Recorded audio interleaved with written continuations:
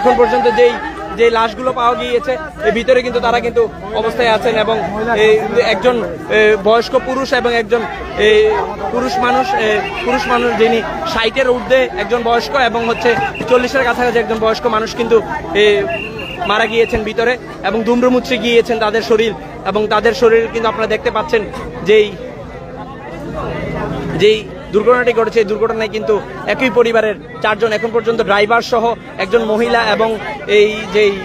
ভিতরে যে 2 জন বাম পাশেই ছিলেন এই 2 জনকে কিন্তু এখন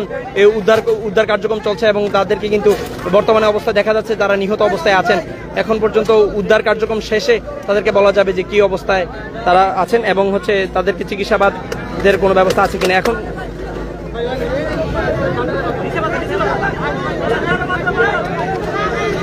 প্রিয় দর্শক, এই যে মরণ ফাঁদটি কুমিল্লা পদুয়ার বাজার বিশ্ব রোডের